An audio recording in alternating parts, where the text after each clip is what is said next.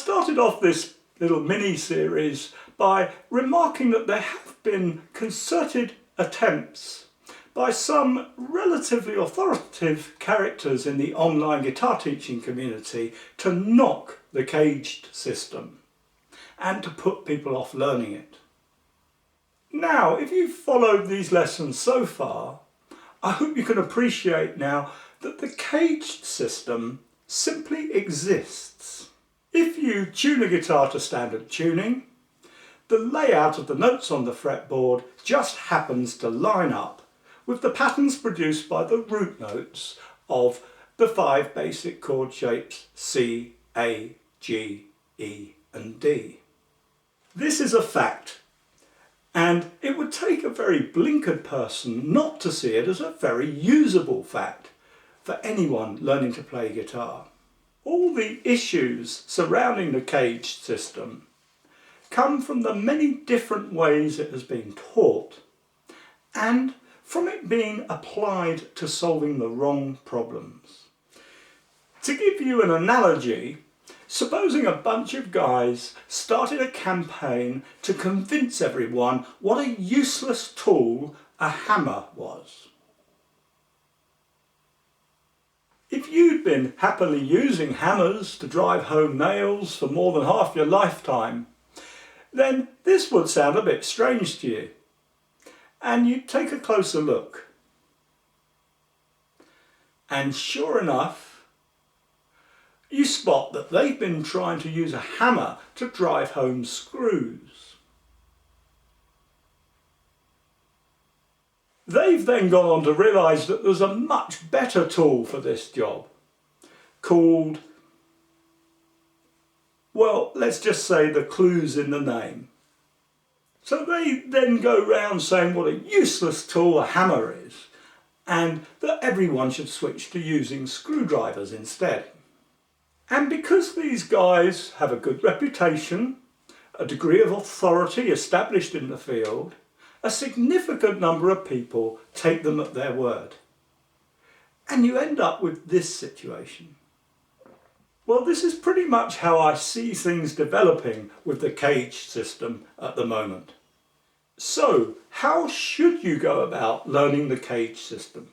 Over 30 years of teaching the CAGED system, I've honed my approach to making sure that the student develops 3 closely related skills. Firstly, they need to have learnt to play the CAGED system of octave patterns well enough to be able to map out the pattern for any given note within a couple of seconds. So that's, for example, play all the C notes on the guitar.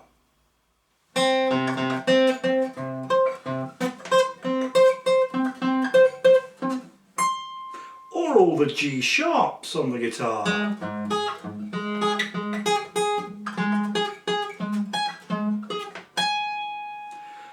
Then they can follow instructions like find 1 or more octave patterns for the note D, somewhere in the region of fret 7. There's one, there's another, there's another. Or the note F, somewhere around fret 5.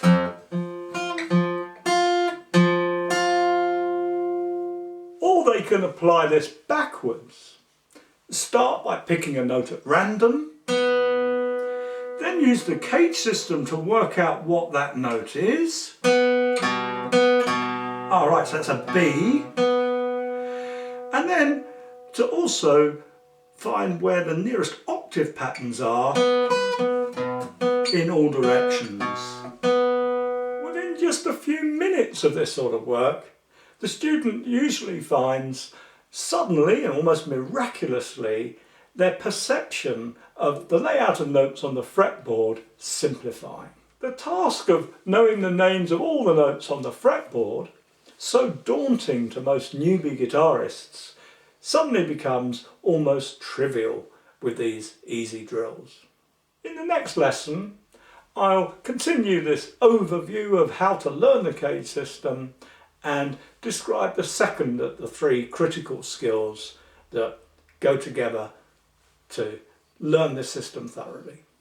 If you found this little lesson interesting, please click on the like button if there is one, or leave a comment, and do feel free to share the video with your friends. And if you'd like to gain access to all the materials to learn more about the CAGED system and music theory in general, please visit the Secret Guitar Teacher site and take a free look round at what we have available there. See you again soon.